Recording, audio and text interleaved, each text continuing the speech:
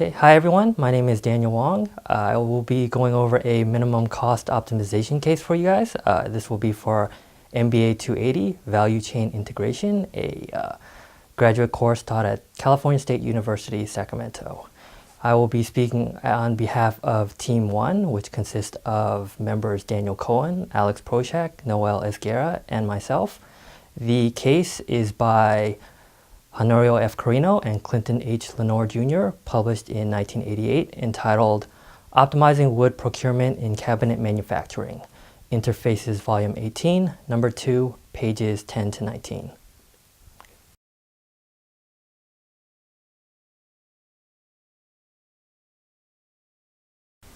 Okay, so the first thing I'd like to get into is the business context and the background of the case. Cabinet manufacturing is one of the few industries in which it is still being manufactured locally. However, these manufacturers do still face competition from overseas companies as well. So any optimization that they can do to lower their costs would help create value to their customers, as well as keep them competitive in the industry. Additionally, if you're manufacturing efficiently, you can also reduce the number of trees that you use for production, which would have a greater impact on the environment and be a lot more eco-friendly. So why is this important? The new housing market has been expanding recently, and that's been putting a lot of pressure on the cabinet manufacturers to provide high-quality products at competitive prices. These manufacturers try to create a competitive advantage by diversifying and offering new innovative product lines, different designs, as well as new cabinets for other rooms of the house as well, to try to separate them from their competition. In this case, we're going to be looking at a company called Wellborn Cabinet Incorporated, located in Alabama. The company uses a combination of logs that they process at their own sawmill, as well as purchases from outside suppliers to basically get their raw materials.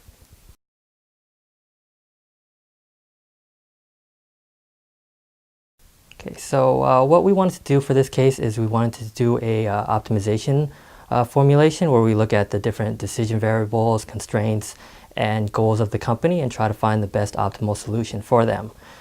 The first thing I wanted to look into is our decision variables. The company uses two types of lumber, the hardwood logs and the green lumber. For people who aren't really know too much about wood manufacturing, green lumber is wood that has recently been cut from the tree and still has a lot of moisture content, so it does need to go through a drying process before it's turned into a cabinet. As well, the company also uses two types of grade for their lumber. They use number 2 and number 1. The lower number basically says that it's a higher quality of wood. Also, they use log diameter, which can range from 9 to 15 inches, and different types of cut of lumber as well. So what is the company's objective? They're trying to basically minimize the cost of producing blanks. It's a process that starts with your logs that are cut into lumber, which are then shaped and sized into blanks, which are used to basically assemble the cabinets. The cost can be a lot of different processes. First, the sawmill cost of converting the logs to lumber. There's the manufacturing cost of converting the lumber into the blanks, the aforementioned drying of the green lumber, as well as any purchasing costs that they make from outside suppliers. As well as some of the constraints of the optimization, the facility that they're using has 1 sawmill, 4 dry kilns, and a wood cabinet assembly plant. The sawmill can process a maximum of 1,500 logs per week, and the kilns can dry the green lumber at 90 MBF per 9-day drying cycle. A MBF stands for 1,000 board feet, or 1 inch by 1 foot by 1 foot dimensions. They are also constrained by the availability and the quality of their raw materials. In addition to minimizing cost, a couple of their goals is to produce a basically minimum requirement of different blanks in different sizes so they can basically assemble the cabinets and meet customer demand. They also have a sort of set quality and production standard that they'd like to meet. Using the given data, the results suggest to purchase number 2 grade logs and common green lumber from their outside suppliers. Of this, 88% of the lumber requirement should come from the logs, and the rest would come from green lumber. This formula suggests that the company is expected to save about $412,000 annually in raw material costs.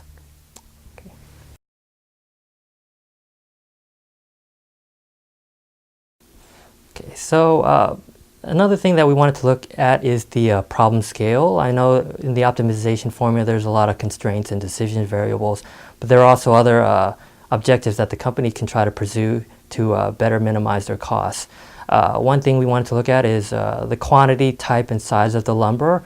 When you're doing a optimization, you can use a linear programming binary model of sort of a 0-1, whether you should use some of the lumber or just eliminate some other ones altogether. We also want to look at optimizing possibly size and quantity of the different types of lumber. Some other things that the company may want to look into is increasing their facility outputs, possibly having a larger sawmill or increasing the number of dry kilns they have that may be able to locate some of the bottlenecks, be able to have a more efficient processing system, be able to create and assemble the cabinets a lot quicker as well. Another thing that they may want to consider is getting rid of the sawmill and the drying operations altogether. A lot of their competitors have been doing this, and that may be a sort of a cost-efficient way of doing business as well. Something else they could consider is outsourcing some of their time-consuming processes. For instance, drying of the green lumber obviously takes a 9-day cycle, so they could possibly look at drying facilities that have larger area and can process things a lot quicker, and then that way they can sort of even reduce costs by salvaging their kilns and maybe expanding their sawmill, for example. So that's something that we also wanted to think that the company should consider as well.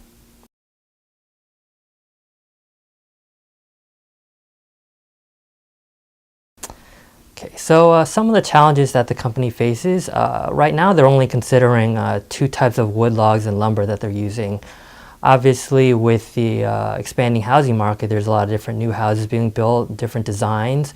The company may want to consider expanding by offering different types of wood or lumber, such as maybe laminate or particle board, that may sort of look more pleasing to the new houses, or offer alternatives for different customers as well. Another thing is they don't consider the availability of the wood or the lumber. They're only looking at the cost of purchasing or the cost of manufacturing. They also aren't looking at the yield and the waste. Obviously, we aforementioned that maybe it'd be better to be more eco-friendly, so that should be a consideration for sort of long-run sustainability.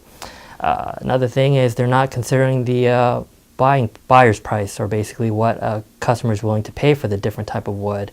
If you're only looking at cost, you're sort of foregoing the possible profits or margins that you can receive from these products as well. So they should definitely research that.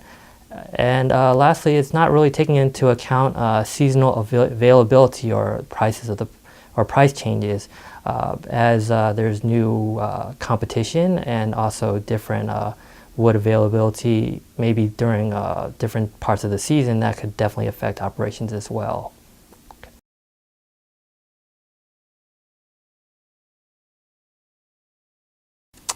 Okay, so last thing I want to do is wrap up with the managerial impacts, conclusion remarks, and also our just general takeaways from this case. We find that raw material inputs are really important for not just this company, but just about any other company. If you look at the supply chain, obviously it starts at the beginning, and you want to make sure that you can basically minimize costs, because if you can't right there, it could create sort of a domino effect that could really hurt your operations in the long run. So we think that's a very important thing that these companies should factor in. These companies like Wellborn should also be aware of their yield and waste, because they want to lower their costs as well as sort of be more efficient and be more environmentally friendly.